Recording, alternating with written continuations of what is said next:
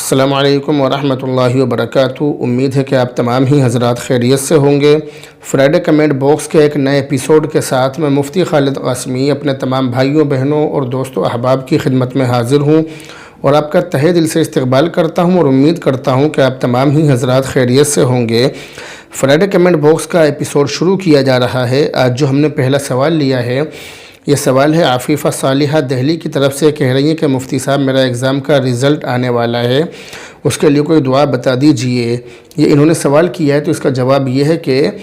Exam میں پاس ہونے کا اور اچھا رزلٹ آئے اس کے لیے ہمارے چینل پر ویڈیو موجود ہیں، آپ ان کو دیکھ سکتے ہیں۔ ان ویڈیو کا لنک اس ویڈیو کے ڈسکرپشن میں بھی دے دیا گیا ہے، آپ ان کو دیکھ سکتے ہیں۔ اگلا کمنٹ ہم لے رہے ہیں مولانا محمد عبداللہ قاسمی صاحب کی طرف سے۔ سلام اور دعا اور خیریت وغیرہ معلوم کرنے کے بعد کہتے ہیں کہ مفتی صاحب مہر فاطمی کی کیا مقدار ہے، آپ اس کی وضاحت فرما دیں۔ یہ انہوں نے سوال کیا ہے۔ اس سوال کا جواب یہ ہے کہ مہر فاطمی وہ مہر ہے، مہر فاطمی اس مہر کو کہا جاتا ہے کہ جو اللہ کے نبی علیہ السلام نے حضرت فاطمہ رضی اللہ تعالی عنہ اور دیگر صاحبزادیوں اور اکثر ازواج مطہرات کا مقرر فرمایا تھا، اس کو مہر فاطمی کہا جاتا ہے۔ اس کی مقدار 500 درہم چاندی ہے۔ مہر فاطمی کی موجودہ وزن سے اس کی مقدار 1 کلو 530 گرام 900 ملی گرام چاندی یا اس کی قیمت ہے موجودہ وزن کے اور موجودہ تولے کے حساب سے۔ اسی کے ساتھ ساتھ آپ یہ بات بھی سمجھ لیجئے کہ مہر کی کم سے کم مقدار کیا ہے، یعنی کم سے کم کتنے مہر پر کسی بھی عورت سے یا لڑکی سے نکاح کیا جا سکتا ہے۔ تو اس سلسلے میں آپ یہ بات یاد رکھیے کہ مہر کی کم سے کم مقدار 10 درہم کے بقدر چاندی یا اس کی قیمت ہے، اور 10 درہم کا وزن 2 تولہ 7.5 ماشا ہے، اور موجودہ وزن کے حساب سے جو آج کل جو گرام چل رہا ہے، جو تولہ چل رہا ہے، اس کے حساب سے اس کی مقدار 30 گرام 18 ملی گرام چاندی ہوتی ہے۔ تو بہرحال یہ چیزیں آپ نے اچھی طرح سے سمجھ لی ہوں گی۔ آسان لفظوں میں مہر فاطمی کی مقدار سمجھ لیجئے، 153 تولہ 900 ملی گرام چاندی یا اس کی قیمت ہے۔ 900 ملی گرام یعنی 154 تولہ میں 1 گرام کم، تو 153 تولہ 900 ملی گرام مہر فاطمی کی مقدار آج کے وزن اور تولے کے حساب سے مقرر ہے اور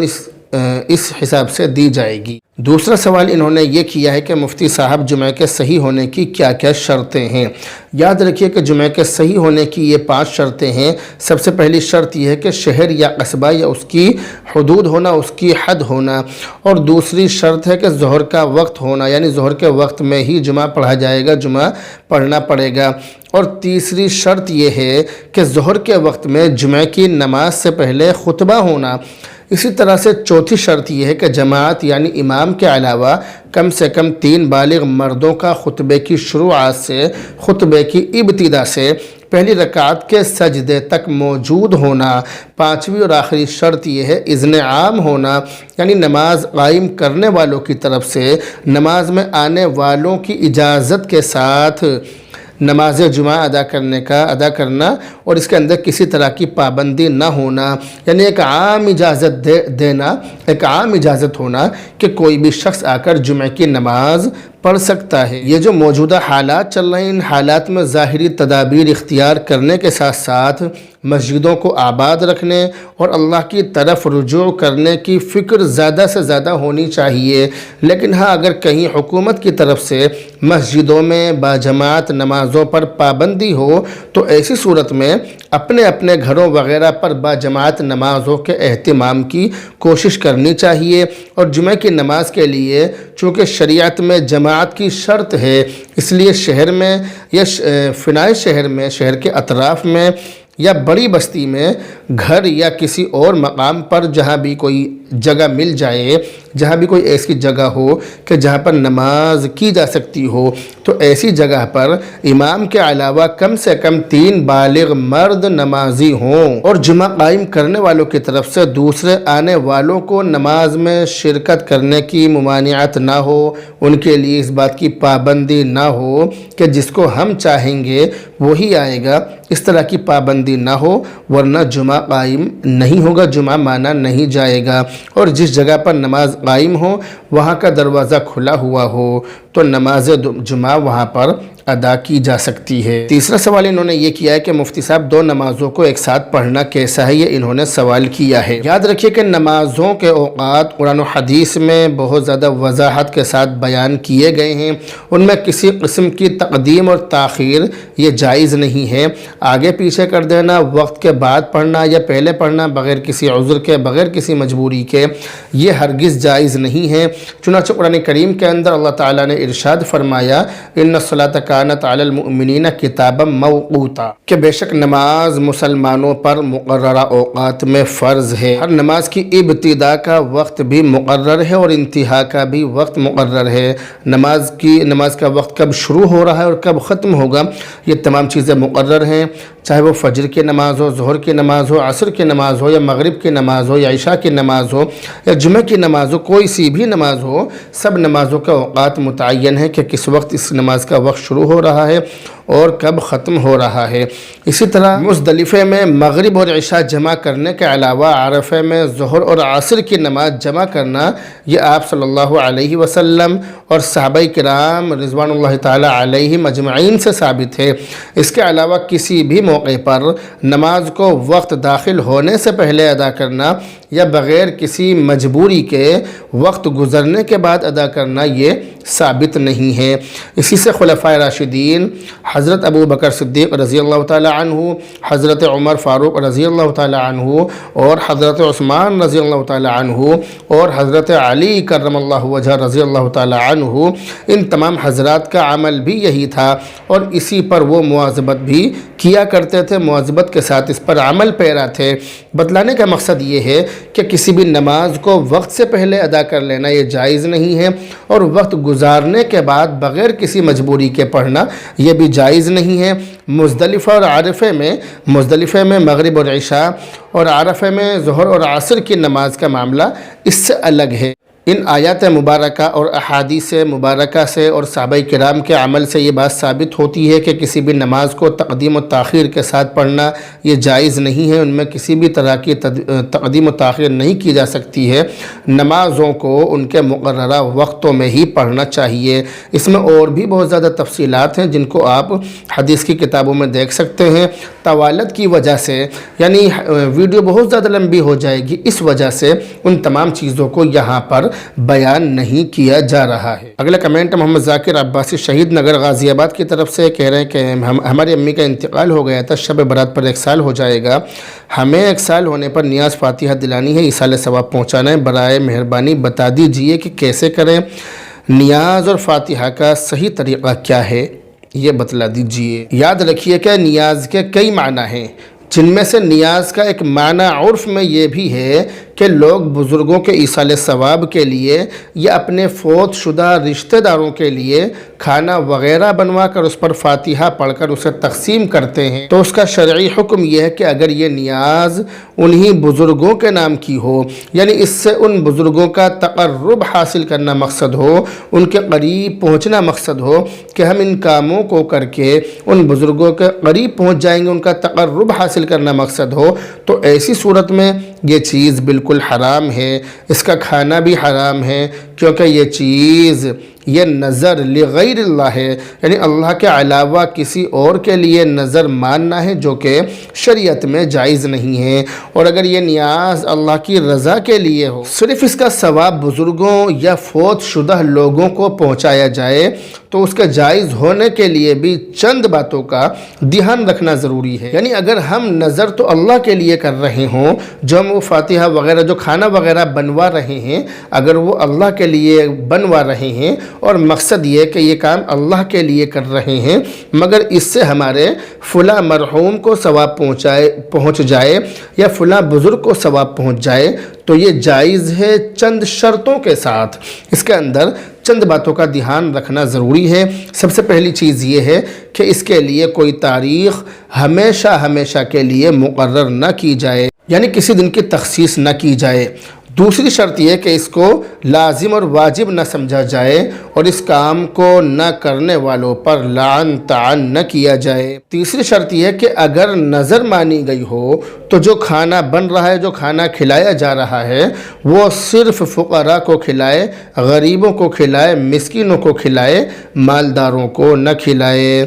चौथी शर्त यह है कि कर्ज़ लेकर अपनी वसात और गुंजाइश से ज़्यादा नज़र न करे, ज़्यादा उसमें नज़र को इतना लंबा चौड़ा न करे कि गुंजाइश से ज़्यादा ही उसमें पैसा खर्च कर डाले। तो चौथी शर्त इसके अंदर ये बतलाई कि ज़रूरत से ज़्यादा, कि उधार लेकर, कर्ज लेकर अपनी वसात से ज़्यादा खर्च न करे। पांचवी शर्त ये कि और भी कोई खिलाफ शरआ काम उसके साथ न मिलाए, कोई ऐसे काम न करें जो शरीयत के ख़िलाफ़ हो। छठी और आखिरी शर्त यह है कि जिन दिनों में अहले बिदात वग़ैरह का इन कामों को करने का शिआर हो, जिन दिनों में बिदाती लोग इन कामों को करते हों, उन दिनों में भी ये काम न किया जाए। इस बात का ध्यान रखें। तो ये जो मैंने आपको 6 शर्तें बतलाई हैं, इन 6 शर्तों के साथ नियाज़ अल्लाह के लिए करना जायज़ है और वो 6 शर्तें आप अच्छी तरह से समझ गए होंगे।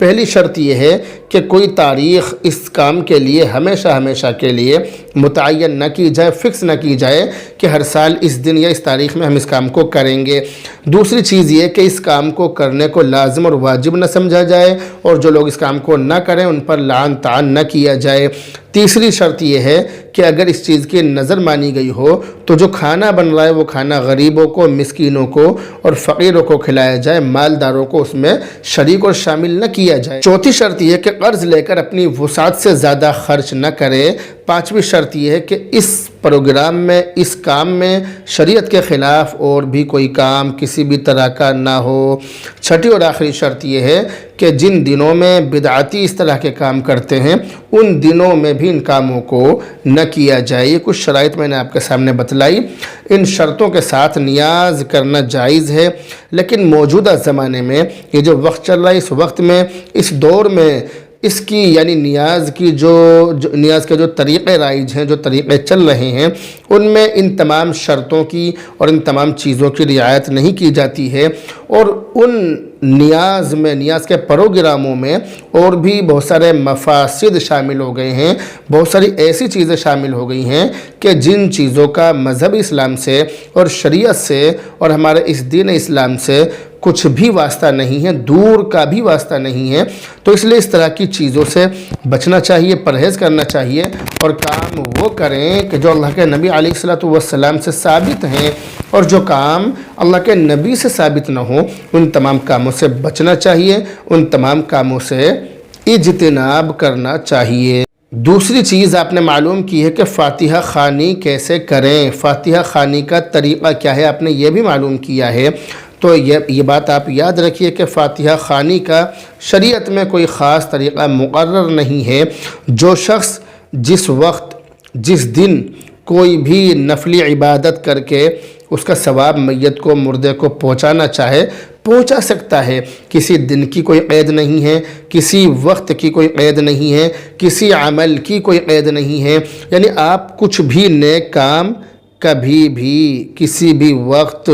किसी भी दिन में करके मुर्दे को सवाब पहुंचा दें तो ये चीज़ जायज़ है, इसमें कोई हरज नहीं है। मुर्दे के ईसाले सवाब के लिए रिश्तेदारों का, यार दोस्तों का, दोस्तों अहबाब का कुरान करीम पढ़ना, जमा होना, कुरान करीम पढ़ना और मैयत के लिए दुआ करना ये जायज़ है। लेकिन जो तरीक़ा आजकल चल रहा है कि बाकायदा दिन मुतय्यन करके, बाकायदा वक्त मुतय्यन करके, दिन और टाइम फ़िक्स करके इज्तिमाई तौर पर ताज़ियत के लिए जमा होते हैं, तो इस तरह से इज्तिमाई तौर पर मुरव्वजा तरीक़ा जो चल रहा है, اس طریقے پر چل کر اس طرح سے جمع ہونا اور اجتماعی فاتحہ خوانی کرنا، جس میں مردے کے یہاں، میت کے یہاں کھانا پینا ہو اور لوگوں کو باقاعدہ طور پر دعوت دے کر جمع کرنا، نہ آنے والوں سے ناراض ہونا، نہ آنے والوں کے اس طرح کے پروگراموں میں شریک نہ ہونے کی دھمکی دینا اور ان کو لعن طعن کرنا اور ان کو سماج سے کٹا ہوا کہنا یا سمجھنا اور ان سب باتوں کو باعث ثواب اور شریعت کا حصہ سمجھنا، یہ تمام چیزیں بدعت ہیں، غلط ہیں، بے اصل ہیں، بے بنیاد ہیں۔ شریعت میں ان چیزوں کا کوئی ثبوت نہیں ہے، کوئی ان چیزوں کا واسطہ نہیں ہے۔ تو جس طرح سے آج کل چل رہا ہے کہ باقاعدہ دعوت دے کر لوگوں کو بلایا جاتا ہے اور لوگوں کو اکٹھا کیا جاتا ہے، ان کے لیے کھانے پینے کا انتظام ہوتا ہے، اس میں دن فکس ہوتا ہے، وقت فکس اور متعین ہوتا ہے، ان کے لیے کھانا بنتا ہے، جو لوگ اس میں شریک نہ ہوں ان کو لعن طعن کیا جاتا ہے، ان کے اوپر الزام لگائے جاتے ہیں، ان سے ناراضگی کا اظہار کیا جاتا ہے اور ان سے رشتے ناطے ختم کر لیے جاتے ہیں۔ تو اس طرح کی چیزیں بالکل غلط، بے اصل اور بے بنیاد ہیں۔ شریعت میں ان چیزوں کا کوئی ثبوت نہیں ہے، اس لیے فاتحہ خوانی کے لیے طے شدہ دن شریعت میں ثابت نہیں ہے، اس لیے ایسا کھانا درست نہیں ہے، صحیح نہیں ہے۔ اور کھانا سامنے رکھ کر فاتحہ خوانی کرنا، اس پر کچھ پڑھنا، یہ ہندوانہ رسم ہے، اس وجہ سے بھی اس سے اجتناب کرنا چاہیے، بچنا چاہیے۔ جبکہ امداد الفتاویٰ کے اندر صاف طور سے یہ لکھا ہے کہ تیجا، دسواں، چالیسواں وغیرہ سب چیزیں، یہ جتنی بھی چیزیں ہیں یہ سب بدعت کی قبیل سے ہیں اور یہ ہمارے اندر غیروں سے آئی ہیں، اور کھانا سامنے رکھ کر جو کچھ پڑھتے ہیں یہ بھی ہندوؤں کا طریقہ ہے، یعنی غیروں کا طریقہ ہے۔ اس قسم کی رسومات کو ترک کرنا اور ان کو چھوڑنا لازم ہے اور ضروری ہے، کیونکہ اللہ کے نبی علیہ السلام کی حدیث کے مطابق جو کسی قوم کی مشابہت اختیار کرے گا وہ انہی میں سے شمار ہوگا۔ اور جب کھانے کے ساتھ اس قسم کی بدعتیں بھی ہونے لگیں تو پھر بہتر یہ کہ ایسا کھانا نہ کھایا جائے، ایسے کھانوں سے بچا جائے، پرہیز کیا جائے، کیونکہ حدیث میں ہے کہ مشکوک اور مشتبہ چیزوں کو چھوڑ کر غیر مشتبہ چیزوں کو اختیار کرو۔ تو خلاصہ یہ نکلا کہ یہ جو فاتحہ خوانی ہے، نیاز خوانی ہے، ان تمام چیزوں کا اس شریعت میں کیا حکم ہے، اللہ کے نبی کے اس کے بارے میں کیا فرامین ہیں اور بزرگان دین کے اس کے بارے میں کیا اقوال ہیں اور شریعت اور مذہب اسلام اس بارے میں کیا کہتا ہے، وہ تمام چیزیں آپ کو بتلا دی گئی ہیں۔ امید ہے کہ آپ ان باتوں پر عمل کریں گے۔ ان باتوں سے بہت سے لوگ اختلاف کریں گے، مگر ان کے اختلاف سے ہم پر کوئی فرق نہیں پڑتا ہے۔ لا یخافون لومۃ لائم، ملامت کرنے والوں کی ملامت سے ہماری صحت پر اور ہماری ذات پر کوئی فرق نہیں پڑتا۔ یہ تو اسلام کا پیغام تھا جو ہم نے آپ کے سامنے رکھ دیا، مانو یا نہ مانو یہ آپ کی مرضی ہے، عمل کرنا یا نہ کرنا یہ آپ کی ذمہ داری ہے، مگر حق بات اور صحیح بات آپ لوگوں تک پہنچانا یہ ہماری ذمہ داری ہے۔ تو ہم نے آپ کو صحیح بات پہنچا دی، ماننا یا نہ ماننا یہ آپ کی مرضی اور ذمہ داری ہے۔ اگلا کمنٹ انہی کی طرف سے کہہ رہے ہیں کہ ہمارے گھر کے سامنے روزانہ رات کو بلی چلاتی ہے، 12 بجے 1 بجے روتی ہے، تو کیوں روتی ہے بتا دیجیے۔ اگر رات کو بلی روتی ہے تو بلی کے رونے کی بہت ساری وجوہات ہیں، بہت ساری اس کی باتیں ہیں، جن میں سے ایک وجہ یہ بھی ہے کہ ان چیزوں کو شیاطین اور فرشتے وغیرہ نظر آتے ہیں، جس کی وجہ سے یہ چیزیں چلاتی ہیں۔ اسی طرح لوگ بلی کے رونے پر یہ بھی کہتے ہیں کہ جس گھر میں بلی روتی ہے اس گھر میں کسی کی موت ہونے والی ہے۔ اس کے علاوہ لوگوں میں اس سلسلے میں اور بھی بہت ساری غلط باتیں اور غلط خیالات پائے جاتے ہیں جو شریعت کی نظر میں بالکل غلط ہیں، یعنی وہ جو لوگوں کے خیالات ہیں جو لوگوں نے اپنی طرف سے گھڑ لیے ہیں وہ شریعت کی نظر میں بالکل غلط ہیں، ایسا بالکل بھی نہیں ہے۔ تمام چیزوں سے مذہب اسلام نے صاف طور سے منع کیا ہے۔ جس طرح بلی اور دوسرے جانور کھاتے پیتے اور چلتے پھرتے ہیں، اسی طرح اپنی طبیعت کے تقاضے سے کبھی روتے بھی ہیں کبھی ہنستے بھی ہیں۔ جانور کے اس عمل کو اپنے لیے بدفعل یا برا شگون سمجھنا یہ بالکل غلط ہے، مذہب اسلام نے ان چیزوں سے منع کیا ہے۔ اسی طرح یہ کہنا کہ اس جانور کے رونے سے اس گھر میں کسی کی موت آنے والی ہے یا ان کو ملک الموت نظر آتا ہے، یہ بھی بالکل غلط ہے۔ شریعت میں ان چیزوں کا کوئی تعلق نہیں ہے،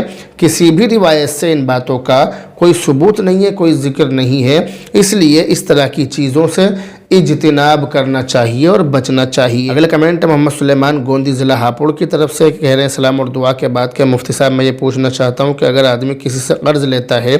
جیسے ہم نے کسی سے 10,000 روپے لیے اور اس نے کہا کہ 10,000 کے 12,000 لوں گا، تو کیا یہ 10,000 روپے جو ہم نے لیے یہ روپے بھی بیاج کے ہوں گے یا پھر صرف وہ 2,000 روپے بیاج کے ہوں گے جو فالتو جا رہے ہیں؟ اس مسئلے پر روشنی ڈالیں، شکریہ۔ اللہ آپ کو دنیا اور آخرت میں خیر و خوشی عطا کرے جو آپ چاہتے ہیں۔ میں نے یہ سنا ہے کہ جو مول سے زیادہ روپے جائیں گے صرف وہی بیاج ہوں گے۔ آپ نے جو سنا ہے وہ بالکل صحیح سنا ہے، جتنے روپے آپ نے کسی سے بطور قرض لیے ہیں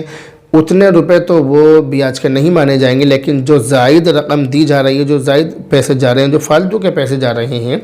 وہ بیاج کے مانے جائیں گے اور صرف وہی بیاج کے مانے جائیں گے، اور یہ چیز مذہبی اسلام میں بالکل حرام ہے۔ اگلا کمنٹ محترمہ علمہ صدیقی کی طرف سے کہہ رہی ہیں کہ اگر کسی لڑکے اور لڑکی نے زناکاری کر لی، اس کے بعد ان کا آپس میں نکاح ہو گیا اور نکاح کے بعد ہم بستری سے پہلے ہی اس لڑکے نے اس لڑکی کو طلاق دے دی، تو ایسی صورت میں عدت کا کیا حکم ہے؟ عدت کرنی ہوگی یا نہیں؟ اگر ہاں تو کتنے دن؟ صحیح طریقہ کیا ہے وضاحت فرمائیے۔ اس کا جواب یہ ہے کہ اگر لڑکا اور لڑکی کی شادی ہو جائے اور شادی کے بعد میں ان کی خلوت صحیحہ نہ ہوئی ہو، یعنی تنہائی میں وہ نہ رہے ہوں، تو ایسی صورت میں پھر اس میں عدت کی ضرورت نہیں ہے۔ اگر ایسی صورت میں طلاق ہو جائے تو عدت کی ضرورت نہیں ہے، عورت اسی طرح سے اپنا آزاد ہو جائے گی۔ اگلا کمنٹ مسکان دہلی کی طرف سے سلام اور دعا کے بعد کہتی ہیں کہ مفتی صاحب سود لینا تو منع ہے، مگر کیا سود دینا بھی گناہ ہے؟ یاد رکھیے کہ جس طرح شریعت میں اور مذہب اسلام میں سود لینا حرام اور گناہ ہے، اسی طرح سود دینا بھی حرام، ناجائز، گناہ اور لعنت کا کام ہے۔ یہ تمام کام بھی بالکل غلط ہیں۔ آج کل نئے نئے فتنے برپا ہو رہے ہیں، اس وجہ سے لوگوں کی رائے یہ ہو گئی ہے کہ سود لینا تو حرام ہے لیکن سود دینا حرام نہیں ہے، اور وہ لوگ اس پر قرآنی آیات کو حوالہ بناتے ہیں، قرآن کریم کی جو آیتیں ہیں ان کو بطور حوالے کے پیش کرتے ہیں کہ قرآن کریم کے اندر سود لینے کے بارے میں تو منع ہے لیکن دینے کے بارے میں منع نہیں ہے، اور اسی طرح اس حدیث کی طرف بھی توجہ نہیں دیتے ہیں یہ لوگ کہ جس حدیث کے اندر سود کھلانے والے، کھانے والے اور اسی طرح سے اس کے لکھنے والے کے بارے میں لعنت فرمائی، ان حدیثوں پر بھی یہ لوگ توجہ نہیں دیتے۔ اس لیے لوگوں کا یہ کہنا کہ سود لینا تو حرام ہے لیکن دینا حرام نہیں ہے، اس لیے سودی معاملہ کیا جا سکتا ہے، یہ بات بالکل بے بنیاد ہے، قرآن و حدیث سے جہالت اور گمراہی کی نشانی ہے۔ قرآن و حدیث کے بارے میں یہ لوگ جانتے نہیں، اس لیے اس طرح کی باتیں کر رہے ہیں، اور یہ بھی یاد رکھیے کہ سود کی حرمت کا منکر کافر ہے، اور جو حرام سمجھ کر اس میں مبتلا ہو وہ فاسق اور مردود الشہادت ہے، یعنی اس کی گواہی شریعت میں قبول نہیں کی جاتی، اس کی گواہی معتبر نہیں ہوتی ہے۔ سود کی حرمت قرآن و حدیث سے واضح طور پر ثابت ہے۔ اللہ رب العزت نے سود کھانے والوں کے بارے میں فرمایا کہ جو لوگ سود کھاتے ہیں وہ قیامت میں اٹھیں گے تو اس شخص کی طرح اٹھیں گے کہ جسے شیطان نے چھو کر پاگل بنا دیا ہو۔ یہ ذلت آمیز عذاب اس لیے ہوگا کہ انہوں نے کہا تھا کہ بیع بھی تو سود کی طرح ہی ہے، حالانکہ اللہ تعالیٰ نے بیع یعنی خرید و فروخت کو حلال کیا اور سود کو حرام قرار دیا ہے۔ اسی طرح سے سود لینے والوں اور دینے والوں کے لیے اللہ اور اس کا رسول کا اعلان جنگ ہے، اور سود کو قرآن کریم میں اتنا بڑا گناہ قرار دیا گیا ہے کہ شراب نوشی، خنزیر کھانے اور زنا کاری کے لیے بھی قرآن کریم کے اندر وہ الفاظ استعمال نہیں کیے گئے ہیں جو سود کے لیے اور بیاج کے لیے اللہ رب العزت نے استعمال کیے ہیں۔ اگلا کمنٹ ہے انہی کی طرف سے، یہ کہہ رہی ہیں کہ کیا بینک سے لون لینا جائز ہے؟ اگر اس کی کوئی مجبوری ہو تو کیا وہ لے سکتے ہیں؟ لون انٹرسٹ کا کیا معاملہ ہے، تفصیل سے بتائیے۔ یاد رکھیے کہ بینک سے سود پر لون لینا شدید ضرورت کے بغیر شرعاً یہ جائز نہیں ہے۔ سودی لین دین پر قرآن و حدیث میں بہت سخت وعیدیں آئی ہیں، اس لیے بینک سے سودی قرض لینا یہ بہت بڑا گناہ اور حرام ہے۔ اور جیسا کہ آپ نے ذکر کیا ہے کہ کوئی مجبوری ہو، تو کیا مجبوری ہو سکتی ہے؟ اگر آپ کے پاس مکان نہیں ہے تو یہ ضروری نہیں ہے کہ آپ بینک سے قرض لے کر، ہوم لون لے کر ہی مکان بنائیں، ایسا ضروری نہیں ہے، بلکہ اس کا نعم البدل موجود ہے کہ آپ کرائے کے مکان میں رہ سکتے ہیں۔ آپ مسلمان ہیں، اللہ اور اس کے رسول کے ماننے والے ہیں، اللہ اور اس کے رسول کے احکام کے پابند ہیں، اور یہ دنیا آپ کے لیے امتحان کی جگہ ہے، یہ آپ کے لیے دارالامتحان ہے، اور یہ آپ کے لیے قید خانہ ہے، اور قید خانے میں انسان ضرورتیں پوری کرتا ہے، خواہشیں پوری نہیں کرتا ہے۔ اس لیے اگر آپ کے پاس مکان نہیں ہے اور آپ مکان بنانے کے لیے لون لینا چاہتے ہیں، سودی قرض لے رہے ہیں، تو یہ آپ کے لیے مجبوری نہیں مانی جائے گی، یہ کوئی مجبوری نہیں ہے آپ کے پاس میں، اس کا بدل موجود کہ آپ کرائے کے مکان میں رہ سکتے ہیں۔ اسی طرح سے اگر آپ یہ چاہتے ہیں کہ میرا جو کاروبار ہے وہ اور زیادہ وسیع ہو جائے اور زیادہ بڑھ جائے، تو یہ ضرورت نہیں ہے، چاہت ہے، مجبوری نہیں ہے، یہ چاہت ہے، یہ مجبوری نہیں ہے۔ مجبوری یہ ہے کہ آدمی اتنا بھوکا مر رہا ہو کہ اس کے پاس کھانے تک کو نہ ہو، اس کو کہیں سے کچھ مل نہ رہا ہو، اور اسے یہ امید ہے کہ اگر میں نے سودی قرض نہیں لیا یا بیاج پر پیسے کہیں سے نہیں اٹھائے تو ایسی صورت میں ایسا لگتا ہے کہ میرے بچے اور میں تباہ و برباد ہو جائیں گے، تہس نہس ہو جائیں گے، فاقے کی وجہ سے مر جائیں گے۔ تو اگر اس طرح کی مجبوری ہے تو جائز ہے، لیکن وہ جو باتیں بہت ساری ہوتی ہیں کہ آدمی LIC بیمہ کرا رہا ہے، یا اس کے علاوہ آدمی اس طرح کے کام کر رہا ہے کہ بھئی قرض لے کر مکان بنا لو، یا پڑھائی کر لو، یا قرض لے کر، سودی قرض لے کر مکان بنا لو، کاروبار کر لو، یا کاروبار بڑھا لو، تو یہ کوئی مجبوری نہیں ہے۔ اگر آپ کا کچھ بھی کاروبار نہیں ہے تو بھی آپ مجبور نہیں ہیں، آپ کمائی کے بہت سارے راستے ڈھونڈ سکتے ہیں۔ تو اس لیے یہ تمام چیزیں مجبوری میں شامل نہیں ہوتی ہیں، آپ ان چیزوں کو مجبوری نہیں کہہ سکتے۔ اگلا کمنٹ ہے محمد شاہد کی طرف سے، کہہ رہے ہیں کہ اقامت میں قد قامت الصلاۃ کے جواب میں کیا کہنا چاہیے؟ قد قامت الصلاۃ کے جواب میں اقامہ اللہ و ادامہ کہنا چاہیے، اور یہی چیز اللہ کے نبی علیہ الصلوۃ والسلام سے ثابت ہے۔ اگلا کمنٹ ہے مسکان دہلی کی طرف سے، کہہ رہی ہیں کہ مفتی صاحب ایک شخص کے پاس 1 کروڑ روپے ہوں اور یہ شخص اس کی زکوٰۃ نکالے گا تو کتنے روپے کی زکوٰۃ نکلے گی؟ اس سوال کا جواب یہ ہے کہ 100 روپے میں سے 2.5 روپے زکوٰۃ نکلتی ہے، یعنی 2.5%، 2.5%، 100 روپے میں سے 2.5 روپے۔ تو اس طرح سے آپ ان کو جوڑ لیجیے، آپ حساب لگا لینا۔ تو بہرحال 1 کروڑ کی جو زکوٰۃ نکلے گی وہ 2.5%، 1 کروڑ کا کتنا بیٹھ رہا ہے وہ آپ حساب لگا لیجیے۔ اگلا سوال انہی کی طرف سے، کہہ رہی ہیں کہ مفتی صاحب ایک شخص کے اوپر قربانی واجب تھی اور اس شخص نے قربانی نہ کی ہو، لیکن اب قربانی کرتا ہو، تو جو پچھلی قربانی واجب تھی اور اس نے نہ کی ہو تو کیا وہ قضا قربانی اس کے ذمہ لازم ہوگی؟ کیا اسے پچھلے سالوں کی قربانی کرنی پڑے گی؟ یہ انہوں نے سوال کیا ہے۔ تو اس سلسلے میں آپ یہ بات یاد رکھیے کہ اگر قربانی کے دن گزر جائیں اور کوئی شخص کسی بھی مجبوری کی وجہ سے قربانی نہ کر سکے، جیسے قربانی کے مواقع میسر نہ ہو، یا قربانی کے اس کے پاس میں، یعنی قربانی تو واجب ہو اس پر مگر حالات ایسے ہوں کہ قربانی نہیں کر سکتا، حالات ہو جاتے ہیں اس طرح کے، یا اس کے علاوہ کوئی اور مجبوری ہو، بہت زیادہ بزی تھا، مشغول تھا، اور بھی بہت ساری باتیں ہو سکتی ہیں، اس کو علم نہیں تھا کہ بھئی مجھ پر قربانی واجب انسان پر کب واجب ہوتی ہے، یا وہ بے دین تھا، بے دینی کی زندگی گزار رہا تھا، اس طرح سے بھی ہو سکتا ہے۔ ایسی صورت میں حکم یہ ہے کہ اب وہ شخص گزری ہوئی جو قربانیاں ہیں ان قربانیوں کو نہیں کرے گا، یعنی ان کے بدلے میں جانور ذبح نہیں کیا جائے گا، بلکہ ہر قربانی کے بدلے ایک جانور کی قیمت صدقہ کرنا اس کے لیے لازم اور ضروری ہوگا۔ اگلا کمنٹ ہے عبدالجبار کی طرف سے، کہہ رہے ہیں سلام اور دعا اور خیریت وغیرہ معلوم کرنے کے بعد کہ میرا سوال یہ ہے کہ لیٹرن باتھ روم سے پانی پینے کا کنواں کتنی دور ہونا چاہیے؟ پلیز اس سوال کا جواب دے دیجئے۔ آج کل جو زمانہ ہے ٹنکیوں کا زمانہ ہے، ٹنکیاں گھروں میں لگی ہوئی ہیں، تو لیٹرن اور جو یہ پینے کا پانی آپ نے ذکر کیا ہے، اب تو اس طرح کا زمانہ ہے کہ لیٹرن الگ، باتھ روم الگ، اور اسی طرح سے اس کے فوراً بعد واش بیسن وغیرہ اس طرح کی چیزیں لگی ہوئی ہوتی ہیں، اور تمام ٹنکیوں میں ایک ہی جگہ سے پانی آتا ہے، تو اس لیے اس کی کوئی لیمٹ نہیں ہے، بس تھوڑا سا اتنا بچا لیں کہ آدمی کو بیت الخلاء وغیرہ سے گھن محسوس نہ ہو، بس اتنی دور کر لیں، اس میں کوئی لیمٹ نہیں ہے۔ اگلا کمنٹ عالیہ خان کی طرف سے، سلام اور دعا کے بعد کہتی ہیں کہ بھائی میرا ایک سوال ہے کہ ٹوتھ پیسٹ میں بینزل الکوہل ملا ہو تو اس کا استعمال کرنا حلال ہوگا یا نہیں؟ اس سلسلے میں آپ یہ بات یاد رکھیے کہ اگر ٹوتھ پیسٹ یا بام وغیرہ میں استعمال ہونے والا جو یہ الکوہل ہے اگر یہ کھجور انگور وغیرہ کی شراب سے بنا ہوا ہو تو پھر وہ ناپاک ہے اور وہ حرام ہے، ناجائز ہے۔ اس کا کسی بھی قسم کا استعمال، چاہے داخلی استعمال ہو یا خارجی استعمال ہو، یعنی چاہے اس کو پی کر کھا کر استعمال کیا جائے یا اس کو بدن پر لگا کر استعمال کیا جائے، بالکل ناجائز ہے، یہ بالکل حرام ہے کیونکہ وہ ناپاک ہے۔ یعنی اگر وہ چیز جسم کے کسی بھی حصے پر لگ جائے تو وہ جگہ ناپاک ہو جائے گی اور نشہ آور ہونے کی وجہ سے اس کا داخلی استعمال بھی ناجائز ہوگا، نشہ آور ہونے کی وجہ سے اس کو پی بھی نہیں سکتے ہیں۔ لیکن اگر وہ ان چیزوں کے علاوہ کسی اور چیز جیسے پھل پھول یا پیٹرول وغیرہ یا کسی طرح کے کیمیکل وغیرہ سے بنایا گیا ہو تو پھر وہ پاک ہے، اگرچہ اس کا پینا یہ حلال نہیں ہے، لیکن اس کا